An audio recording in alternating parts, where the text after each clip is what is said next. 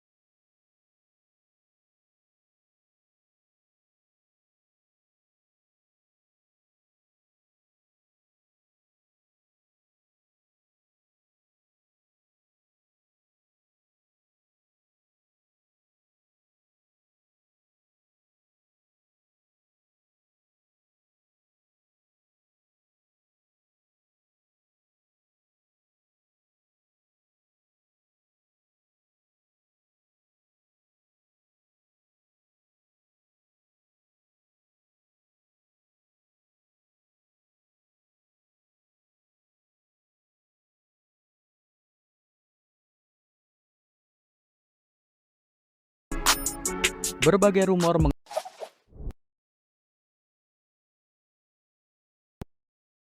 mengenai update iOS 18 telah banyak diungkap ke publik.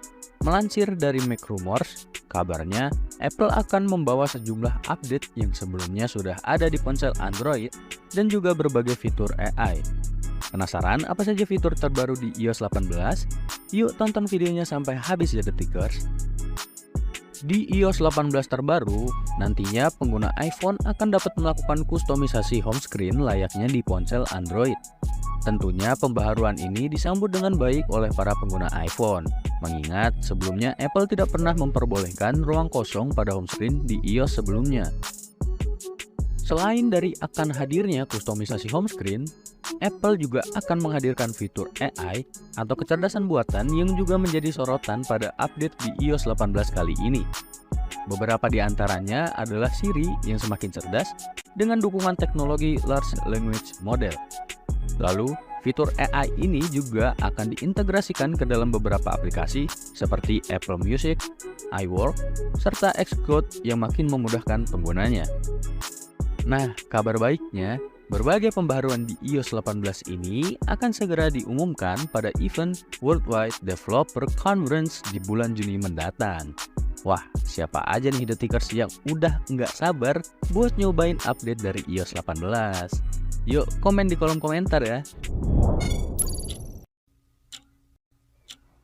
Menteri Pertahanan Indonesia Prabowo Subianto mengunjungi Tokyo pada Rabu waktu setempat. Kedatangannya disambut langsung oleh Menteri Pertahanan Jepang, Minoru Kihara.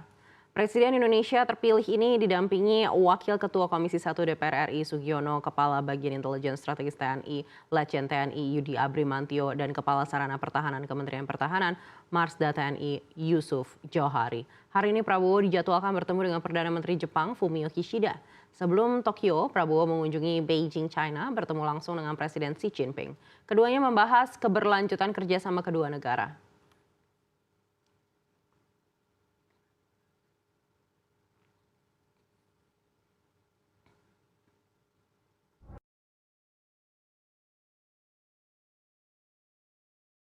Jelang Idul Fitri, Presiden Joko Widodo melakukan pengecekan harga bahan kebutuhan pokok ke Pasar Rakyat Merangin Jambi. Setelah berkeliling mengecek, menurut Jokowi, harga bahan pokok di Merangin nampak sangat stabil, namun Presiden tidak menemukan pedagang beras di sana.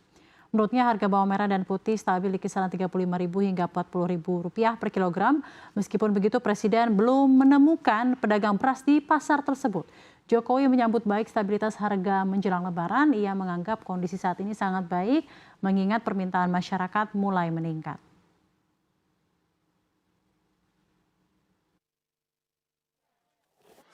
Saya lihat di sini bagus, stabil. Harga tadi bawang merah 35, bawang putih 40, sama seperti di provinsi-provinsi yang lain. Hanya saya yang belum lihat beras tadi. Saya lihat, saya cari nggak ada. Tapi cabai juga rata-rata baik semua, baik.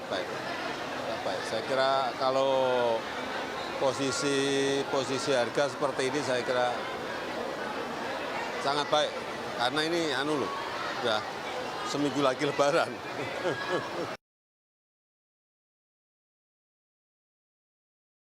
Sengketa lahan yang melibatkan Hotel Sultan dan pemerintah masuk dalam daftar tugas utama Menteri ATR BPN yang baru. AHY berjanji akan menyelesaikan polemik ini. Menteri ATR BPN Agus Harimurti Yudhoyono alias AHY mengungkapkan bahwa saat ini pihaknya tengah mengintegrasikan semua data dan laporan terkait dari seluruh kementerian lembaga. Setelah itu mereka berencana untuk melaporkan permasalahan ini kepada Presiden Joko Widodo. AHY juga telah berkomunikasi dengan Menko Polhukam Hadi Cahyanto untuk menangani polemik Hotel Sultan ini. Menurut AHY, semua pihak memiliki semangat yang sama untuk menuntaskan masalah ini dengan baik dan cepat.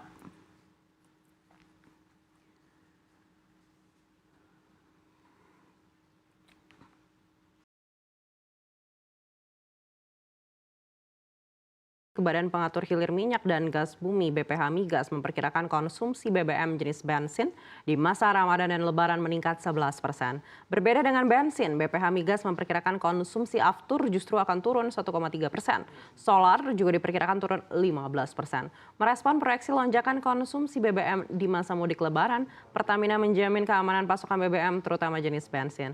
Korporat Sekretari Pertamina Patraniaga Irto Ginting mengatakan, pasokan BBM Pertalite cukup untuk 22 hari dengan kapasitas 82.508 kiloliter. Sementara Pertamax 44 hari dengan kapasitas 13.689 kiloliter dan Pertamax Turbo 61,44 hari atau 647 kiloliter per harinya. Sementara untuk solar, pasokannya cukup untuk 18 hari dengan kapasitas 81.285 kiloliter. Serta aftur cukup untuk 31 hari dengan kapasitas 11.555 kiloliter.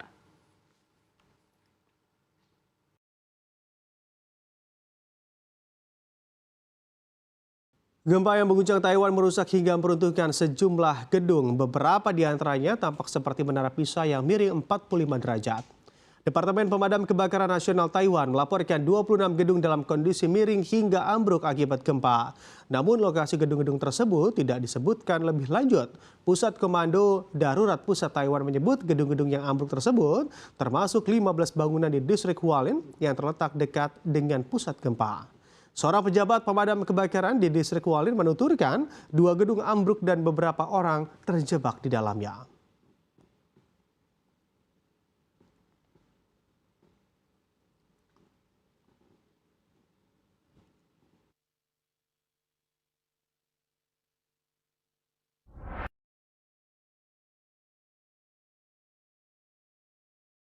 Menteri Pertahanan Prabowo Subianto meninjau penerapan program makan siang gratis di sebuah sekolah di Beijing, China.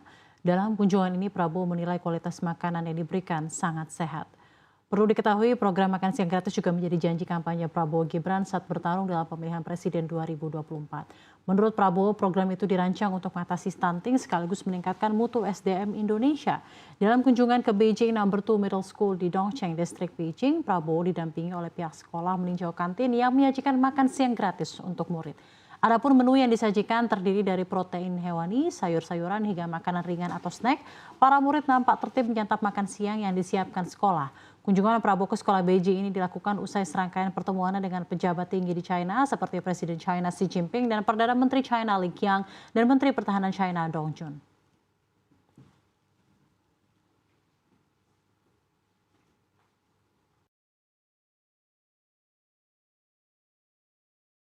Presiden Taiwan Tsai Ing-wen buka suara soal gempa yang melanda negaranya. Ia berjanji akan memastikan informasi yang akurat jika terjadi gempa susulan.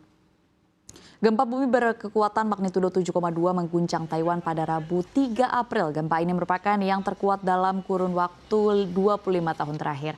Tsai Ing-wen menyatakan bahwa pemerintah harus bisa menjamin keakuratan informasi dan memberikan bantuan tepat waktu kepada masyarakat yang membutuhkan. Sementara itu, Tentara Nasional Taiwan juga akan dikerahkan untuk proses evakuasi. Departemen Pemadam Kebakaran Taiwan dikutip Reuters melaporkan setidaknya 7 orang tewas tertimpa batu yang runtuh dan lebih dari 736 luka-luka.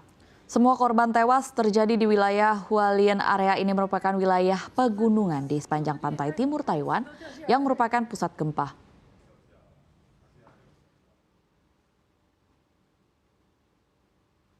单位的简报，我要请各位持续的密切关注各地的状况，那么随时启动各项应变工作，守护国人的安全。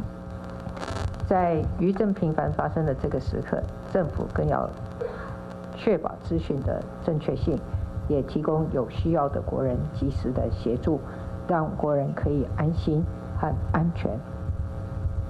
我们严阵以待，一起努力。谢谢大家。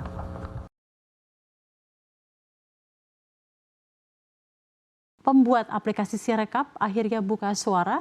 Pakar Teknik Informatika Institut Teknologi Bandung Yudhistira Dwi Wardana Asnar membuka kesaksian dalam sidang perselisihan hasil pemilihan umum atau PHPU di Mahkamah Konstitusi. Dalam kesempatan itu Yudhistira menjelaskan alasan pengembang dan KPU memutuskan menghentikan sementara Sirekap beberapa hari setelah pemungutan suara 14 Februari 2024. Penghentian sementara Sirekap dilakukan karena ketidakpastian terhadap kebenaran data yang diterima. Tim pengembang tidak yakin apakah data yang sudah diterima benar atau tidak. Yudhistira akhirnya buka-bukaan soal informasi yang telah lama ia pendam, yakni terkait audit Sirekap oleh beberapa lembaga pemerintah seperti BRIN dan juga BSSN.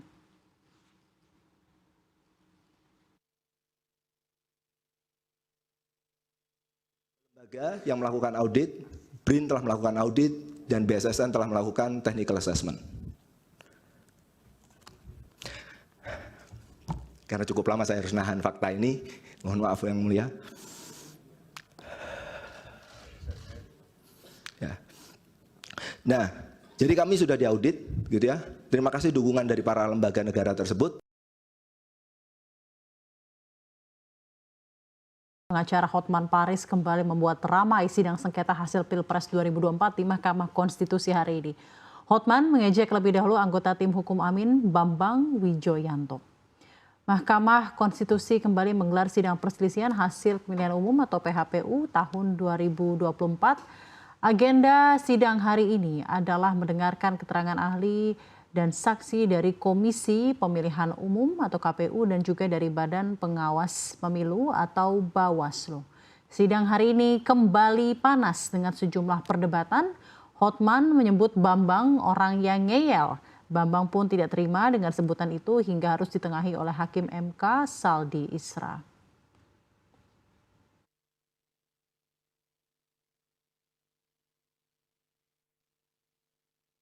Masih perlu nggak Bapak kuliah di sini? Masih perlu nggak kita bahas tentang Sirekap? Ya, masih perlu nggak saksi menjawab pertanyaan dari Pak Repli dan Bambang yang selalu ngeyel tentang Sirekap ini? Pak Hotman, tadi saya sudah tegaskan ini didalilkan kami mahkamah berkepentingan mendapatkan penjelasan soal ini. Enggak, Jadi, tapi bukan, saya bertanya jangan aja, dianggap kehadiran orang itu tidak penting. Kami menganggap penting. Oke, kalau jadi begitu, jangan persoalkan kehadirannya lagi. Oke. Pertanyaannya apa sekarang? Pertanyaannya, apakah saksi setuju karena yang diumumkan itu adalah perhitungan manual dan berjenjang, bukan hasil dari sirekap, maka kelemahan dari sirekap nggak perlu lagi dibicarakan. Terima kasih. Oke, berikut terkait. Saya lanjutkan. Ya udah. Jadi kita jangan mengabaikan ya, menganggap ini tidak ada pentingnya. Itu keliru juga.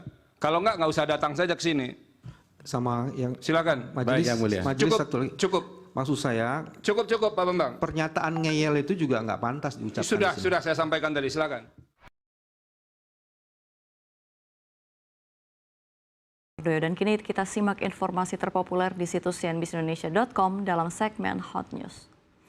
Kita ke Hot News yang pertama, Kejaksaan Agung telah menetapkan Harvey Muiz sebagai tersangka dalam kasus dugaan korupsi PT Timah Tbk atau TIMS yang diperkirakan merugikan negara hingga 271 triliun rupiah.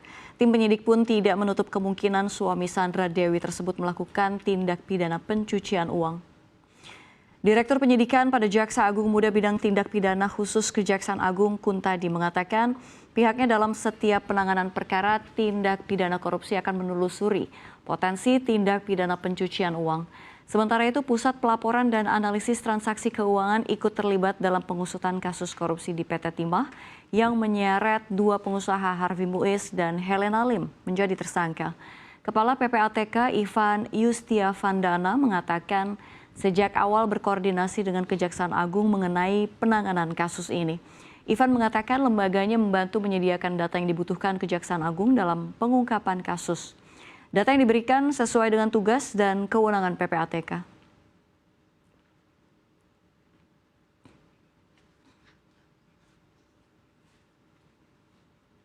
Kita ke informasi selanjutnya. Presiden Joko Widodo meminta Menteri Keuangan Sri Mulyani hingga Menteri Sosial Tri Risma hari ini belak-belakan pada sidang sengketa Pilpres 2024 di Mahkamah Konstitusi. Seperti yang diketahui, ada 4 menteri yang dipanggil MK pada sidang perselisihan hasil pemilihan umum Pilpres 2024, yaitu Menteri Koordinator Bidang Pembangunan Manusia dan Kebudayaan Muhadjir Effendi, Menteri Koordinator Bidang Perekonomian Airlangga Hartarto, Menteri Keuangan Sri Mulyani Indrawati, dan Menteri Sosial Tri Risma hari ini. Pada saksi ini dipanggil untuk memberikan kesaksian untuk mendalami keterangan mengenai tudingan politisasi bansos yang dapat memenangkan Prabowo Gibran. Jokowi mengungkapkan semua menteri yang diundang akan hadir dalam persidangan memenuhi panggilan MK. Jokowi juga mempersilahkan para menteri untuk menjelaskan apa yang sudah dikerjakan di pemerintahan. Seperti Menteri Sosial terkait bansos hingga anggaran bagi Menteri Keuangan. Namun pada kesempatan itu Jokowi enggan berkomentar mengenai tudingan politisasi bansos yang sering disebutkan pada persidangan di MK.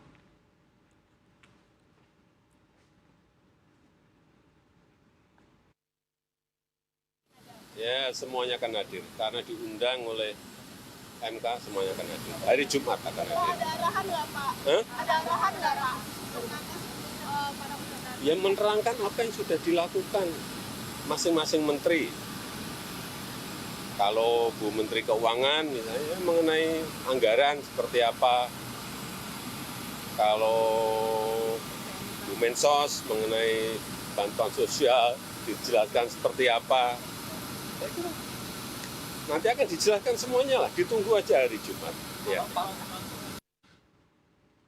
Beralih ke informasi terpopuler dari mancanegara, Presiden Vladimir Putin berjanji untuk melacak dalang serangan gedung konser di Moskow yang menyebabkan 144 orang tewas pada Maret 2022. Ia juga mendesak lembaga penegak hukum untuk memperketat keamanan pada pertemuan massal di masa depan.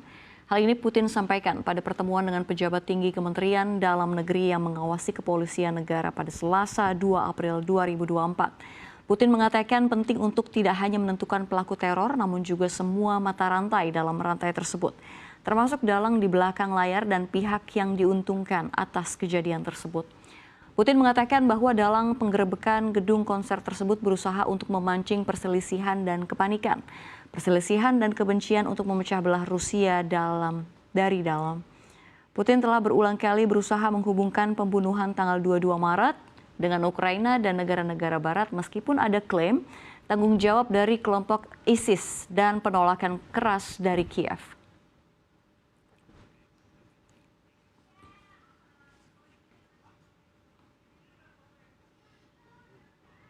Dan informasi terpopuler yang terakhir datang dari update gempa Taiwan, di mana jumlah korban jiwa akibat gempa dengan magnitudo 7,5 tersebut kini bertambah menjadi 4 orang dan melukai ratusan lainnya. Pemerintah Taiwan mengatakan 4 orang tewas itu berada di daerah pegunungan Hualien di bagian timur yang berpenduduk jarang dan dekat dengan pusat gempa. Selain itu dilaporkan 711 orang terluka. Departemen Pemadam Kebakaran mengatakan 77 orang masih terjebak. Beberapa di antaranya berada di bangunan yang runtuh di Hualien. Sementara itu Kementerian Luar Negeri menyatakan tak ada warga negara Indonesia yang menjadi korban dalam gempa tersebut. Hal tersebut diungkapkan juru bicara Kementerian Luar Negeri Muhammad Iqbal. Secara spesifik, Wu Qinfu, Direktur Pusat Seismologi Taipei mengatakan gempa tersebut adalah gempa terkuat yang melanda pulau itu sejak gempa tahun 1999 yang menewaskan 2.400 orang.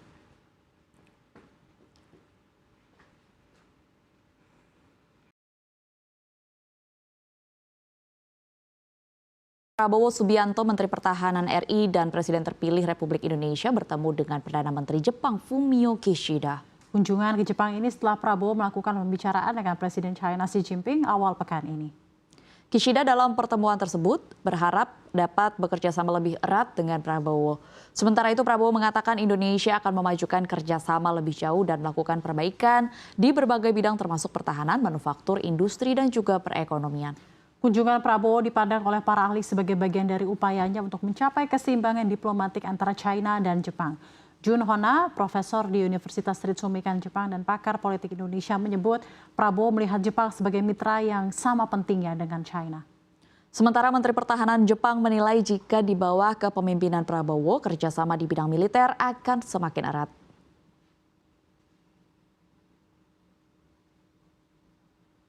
Indonesia 長きにわたって親しい友人です。基本的な価値や原則、これを共有し、包括的戦略的パートナーシップのもと、素晴らしいパートナーとして、二国間関係、そして地域や国際情勢においても協力をさらに進めていきたいと思っています。Saya sudah berjumpa beberapa kali dengan para Menteri Pertahanan Jepang dan kami terus akan melaksanakan perbincangan dan mencari cara-cara untuk lebih baik lagi kerjasama di bidang industri, di bidang pertahanan, dan di bidang ekonomi.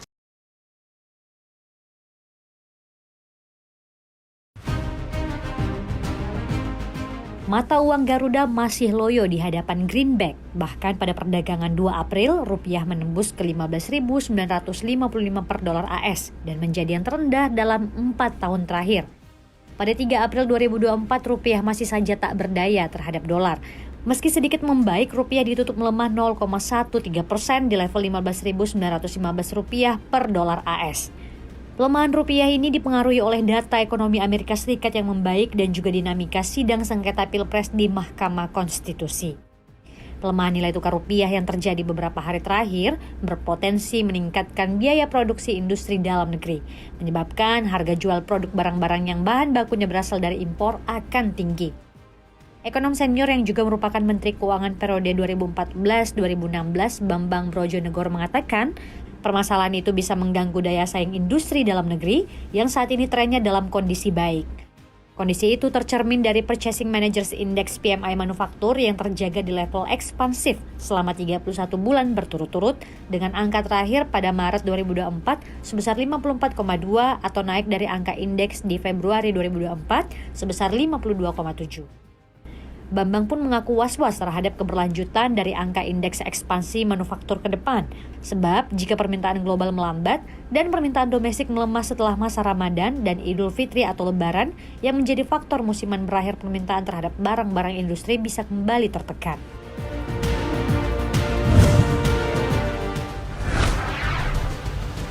Presiden Joko Widodo menanggapi soal kurang bayar pemerintah terhadap PT Pupuk Indonesia. Sebelumnya PT Pupuk Indonesia mengungkapkan pemerintah masih memiliki utang terkait penyaluran pupuk subsidi 10,4 triliun rupiah. Angka ini merupakan utang yang kurang dibayar dari 2020 hingga 2023. Direktur Utama Pupuk Indonesia Rahmat Pribadi dalam rapat dengar pendapat Komisi 6 DPR RI mengatakan belum terbayarnya utang tersebut oleh pemerintah karena masih ada proses pemeriksaan dari Badan Pemeriksa Keuangan atau BPK. Rahmat menjelaskan bahwa sisa 1 triliun rupiah itu bukan berarti pemerintah tidak mau membayar utang tersebut, melainkan sisa utang 1 triliun rupiah sedang diproses dan dilengkapi administrasinya. Oleh sebab itu, Rahmat yakin pemerintah akan melunasi sisa utang tersebut.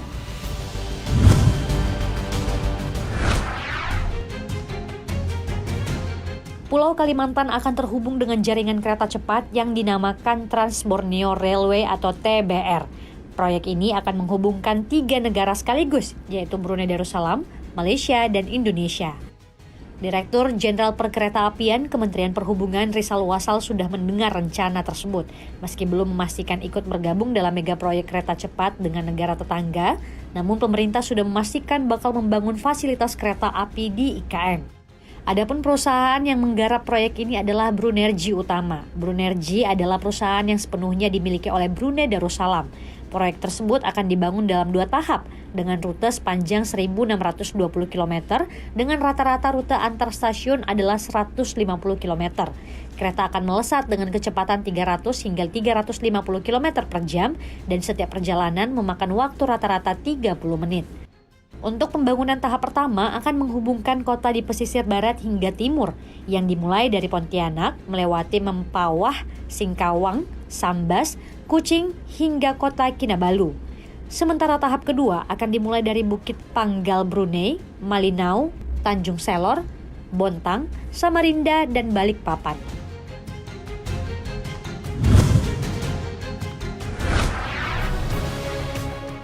Gempa bumi dahsyat mengguncang Taiwan pada Rabu pagi dan merupakan gempa terbesar yang melanda pulau itu sejak September 1999.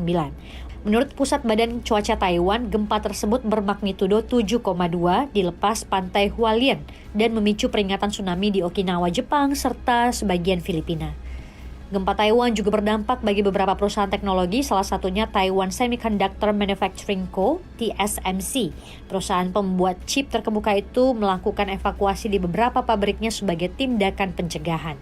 Tak hanya perusahaan teknologi, pengelola bandar udara Nara di prefektur Okinawa juga menutup seluruh operasional mereka. Para penumpang yang berada di bandara juga diungsikan ke area terminal yang lebih tinggi. Tak hanya itu, jaringan kereta berkecepatan tinggi Taiwan THSR juga mengumumkan penghentian operasionalnya. Manajemen THSR mengumumkan seluruh layanan di jalur Nangang Zuoying ditunda. Ini juga termasuk layanan pemesanan tiket.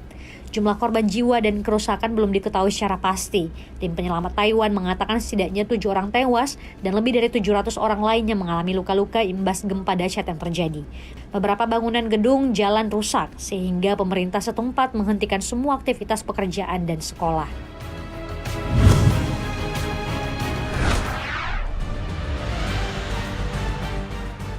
Perusahaan teknologi Amerika Serikat Intel mengungkapkan kerugian operasional yang semakin membengkak untuk bisnis foundry atau produksi chip. Diperkirakan kerugian yang dicatatkan perusahaan mencapai 7 miliar dolar Amerika Serikat atau setara 11,3 triliun rupiah. Kondisi ini menjadi sebuah pukulan bagi produsen chip tersebut ketika mencoba untuk mendapatkan kembali keunggulan teknologi yang hilang dalam beberapa tahun terakhir dari Taiwan Semiconductor Manufacturing. Perusahaan pembuat chip itu melaporkan bahwa divisi manufaktur mengalami kerugian operasional 7 miliar dolar Amerika Serikat pada tahun 2023. Angka ini lebih besar dibandingkan kerugian operasional 5,2 miliar dolar Amerika Serikat pada tahun sebelumnya. Intel berencana menghabiskan 100 miliar dolar Amerika Serikat untuk membangun atau memperluas pabrik chip di 4 negara bagian AS. Rencana penyelesaian bisnisnya bergantung pada upaya membujuk perusahaan luar untuk menggunakan jasa manufakturnya. Sebagai bagian dari rencana tersebut, Intel mengatakan kepada investor bahwa mereka akan mulai melaporkan hasil operasi manufakturnya sebagai unit yang berdiri sendiri. Perusahaan ini telah berinvestasi besar-besaran untuk mengejar pesaing utama pembuat chipnya, TSMC dan Samsung Electronics Co. Ltd.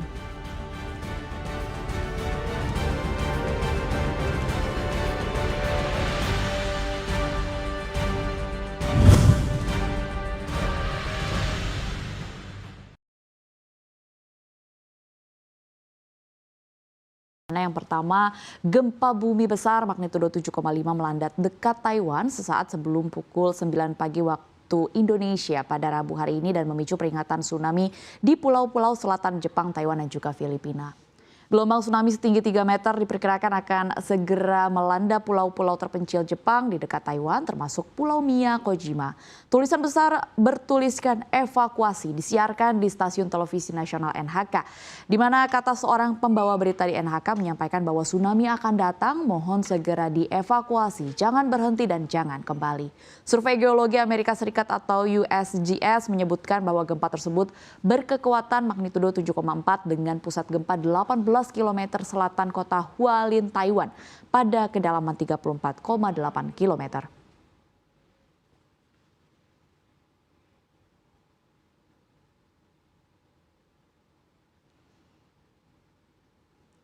Masih seputar gempa disertai tsunami di Jepang dan juga Taiwan, di mana gempa terjadi di 3 wilayah negeri Sakura tersebut. Para pejabat mengatakan tsunami setinggi 30 cm terjadi di Pulau Yonaguni pukul 9:18 menit dan Pulau Miyako pada pukul 10:50 menit waktu Jepang. Tsunami setinggi 20 cm juga mencapai Pulau Ishigaki pada pukul 10:42 menit waktu Jepang. Meski demikian, sebelumnya Badan Peringatan Tsunami Jepang telah memberikan peringatan saat gempa Taiwan terjadi. Warning diberikan khususnya di prefektur Okinawa di barat daya negara tersebut. Warga pun telah dihimbau tetap waspada karena kemungkinan terjadinya gempa lebih besar. Namun saat berita ini diturunkan, peringatan tersebut sudah diturunkan. Juru bicara pemerintahan Jepang mengatakan sejauh ini belum ada laporan kerusakan di negara tersebut. Kepala Sekretaris Kabinet Hayashi Yoshimasa juga menegaskan hal tersebut, di mana dikutip dari NHK, Yoshimasa mengatakan bahwa pemerintah telah mendirikan markas darurat krisis dan nyawa masyarakat adalah yang utama ketika mengambil tindakan yang diperlukan.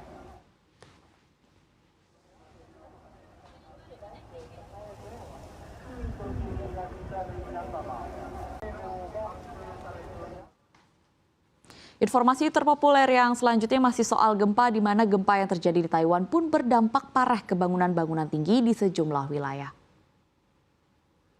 Beginilah situasi gedung-gedung dan juga bangunan yang hancur di sejumlah wilayah di Taiwan akibat terdampak gempa bumi magnitudo 7,5 pada Rabu pagi. Selain bangunan tinggi, atap-atap rumah warga pun ambruk dan menimpa kendaraan milik warga. Nampak juga warga yang saling bantu untuk mengevakuasi diri dan keluar dari rumah. Menurut Pusat Seismologi Taipei, gempa ini merupakan yang terbesar dalam 25 tahun, di mana gempa ini juga memicu peringatan tsunami di berbagai negara. Bahkan gelombang tsunami sudah terjadi di 3 pulau terpencil Jepang. Akibat gempa ini, sejumlah layanan kereta dan juga jaringan internet pun terputus.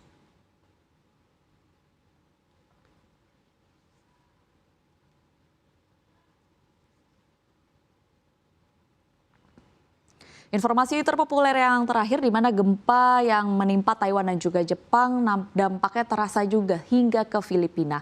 Kedua negara merilis dampak tsunami untuk warga yang tinggal di dekat pantai. BMKG Indonesia juga mengumumkan efek gempa Taiwan ke Indonesia. Badan Meteorologi, Klimatologi, dan Geofisika mengungkapkan bahwa dampak gempa Taiwan yang juga mengguncang Jepang kepada Indonesia lewat akun media sosial X salah satu pejabat BMKG, di mana dikatakan oleh Kepala Pusat Gempa Bumi dan Tsunami BMKG Daryono pada Rabu hari ini di akun Twitter atau X-nya menyampaikan bahwa gempa Taiwan magnitudo 7,4 berpotensi tsunami tetapi tidak akan berdampak signifikan hingga wilayah Indonesia. Kemudian Daryono juga menjelaskan bahwa gempa Taiwan menyebabkan gelombang tsunami yang terdeteksi di Jepang dan juga Filipina.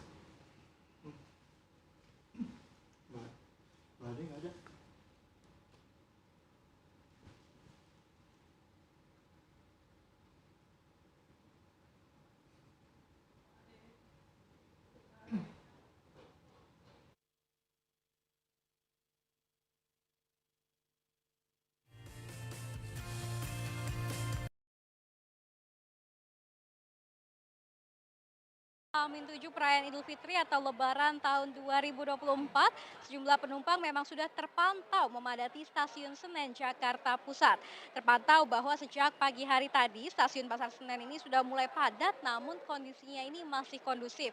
Kepadatan dapat terlihat dari sejumlah kursi tunggu penumpang untuk menunggu jadwal keberangkatan ini sangat padat. Kemudian juga antrean di pintu keberangkatan ini sangat mengular.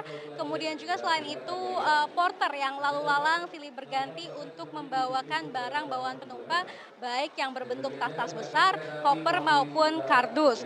Selain itu berdasarkan informasi dari Kahumas Daob 1 Jakarta untuk stasiun Pasar Senen sendiri akan memberangkatkan setiap harinya ini rata-rata 18.229 penumpang dengan okupansi yang mencapai 71% dan data ini kami dapatkan pada pagi hari tadi.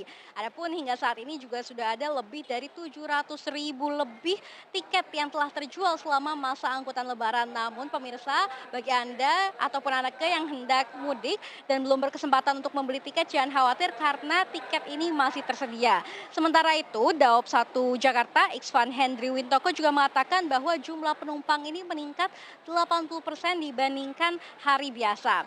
Menariknya pemirsa, sejak siang hari tadi saya juga melihat kerumunan orang ataupun masyarakat begitu ya yang hendak mudik yang ternyata menggunakan mudik gratis dari BUMN 2024 dan tercatat setidaknya ada 15.200 orang pemudik dengan mode kereta api yang diberangkatkan dari stasiun Pasar Senen sejak kemarin tanggal 2 April dan juga hari ini pada tanggal 3 April. Bersama dengan PT Jasara Harja tanpa biaya atau gratis, dan fasilitas ini memang sudah dipublikasikan beberapa minggu sebelumnya melalui internet. Nah, kami juga berkesempatan untuk mewawancarai beberapa masyarakat yang berkesempatan untuk mudik gratis dengan BUMN 2024 ini dan berikut adalah keterangannya. Alasannya mudik H-7 Lebaran? 7 ya lebih lengan, mungkin lebih waktunya lebih panjang lah, biar ya di kampungnya lebih lama juga. Kemudian Mas, Masnya mudik sama siapa aja nih? Ini sama keluarga, istri sama anak, udah. Untuk harga tiket kereta sendiri terbilang mahal, naik atau enggak nih Mas menjelang Lebaran? Saya browsing itu masih murah sih, masih terjangkau lah, masih terjangkau. Pasti hasil normal ya. Kemudian alasannya naik kereta kenapa nih Pak Bu? Iya, dikarenakan kita kapasitasnya nyari duit susah. Pertama kedua kalinya kan ini mumpung ada kesempatan mudik gratis gitu. Makanya anak yang suruh nyari online gitu. Oke. Kalau saya ngikut anak-anak sih jadinya diajak ayo gitu aja ya. Karena gratis. Ya, selain itu PT KAI juga memprediksi bahwa puncak arus mudik ini akan terjadi pada tanggal 6 April 2024 atau H-4 sebelum Lebaran, dan untuk puncak arus balik mudik sendiri diprediksi akan ada pada tanggal 15 April 2024 atau H+5 setelah Lebaran.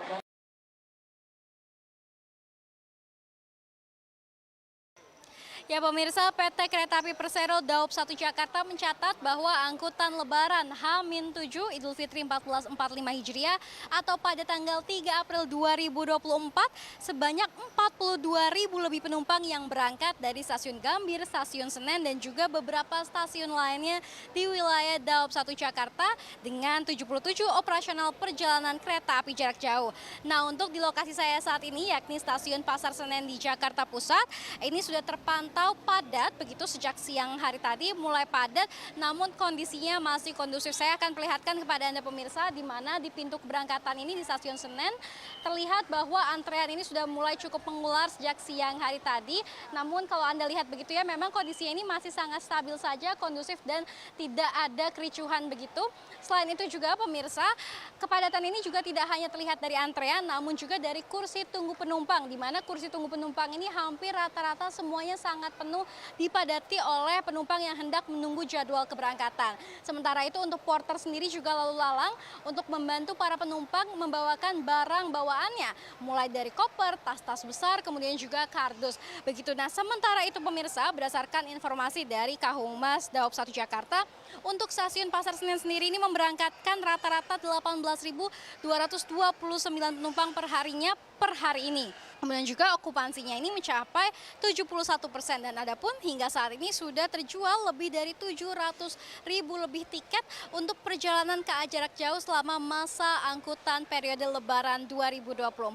Nah, menariknya pemirsa, pada siang hari tadi saya menemukan banyaknya masyarakat yang berbondong-bondong ini mengantre di pintu keberangkatan dengan menggunakan kaos mudik gratis bersama dengan BUMN, dan ternyata ketika saya tanyakan begitu, memang mereka mudik gratis oleh BUMN ini berlangsungnya sejak 2 April kemarin dan juga 3 April ataupun hari ini, di mana mereka menyatakan bahwa mudik gratis tersebut dilangsungkan oleh PT Jasa Raharja tanpa biaya ataupun gratis. Nah, sementara itu memang fasilitas ini sudah berlangsung dan juga dipublikasikan beberapa minggu sebelumnya. Nah, kami pun berhasil bertanya-tanya terkait dengan para penumpang yang hendak mudik baik bersama BUMN secara gratis maupun yang tidak, dan berikut adalah pernyataan dari para penumpang. Mau ke Jogja, ya gratis. Karena menghindari macet ya, gitu aja sih. Keluarga, sama keluarga. Ada keluarga tuh, keluarga saya. Lebih nyaman, terus nggak kena macet juga Mbak. Jadi kan lebih enak gitu, enjoy. Rasanya ke Brebes, ya. Tujuh ya lebih lengan, mungkin lebih waktunya lebih panjang lah, biar ya, di kampungnya lebih lama juga. Ini sama keluarga, istri sama anak udah. Saya browsing itu masih murah sih, masih terjangkau lah, masih terjangkau. Pasti hasil karena ya. Dikarenakan di kampung agak lamaan, kangen sama kampungnya. Karena anaknya baru libur sekolah. Iya, dikarenakan kita kapasitasnya nyari duit susah. Pertama kedua kalinya kan ini mumpung ada kesempatan mudik gratis gitu. Makanya anak yang suruh nyari online gitu. Oh, ini ya sangat membantu sekali, ini tujuannya ke Solo, Mbak. Ke Solo. Ya, sementara itu pemirsa, PT KAI juga memprediksi bahwa puncak arus mudik akan berlangsung pada tanggal 6 April 2024 atau H-4 Lebaran nanti. Nah, sedangkan untuk arus balik mudik akan berlangsung pada tanggal 15 April 2024 atau H+5 setelah Lebaran. Demikian yang dapat kami sampaikan dari Stasiun Senen Jakarta Pusat. Saya Shani Altas dan juru kamera Muhammad Iqbal serta Adi Andono, tim liputan CNBC Indonesia.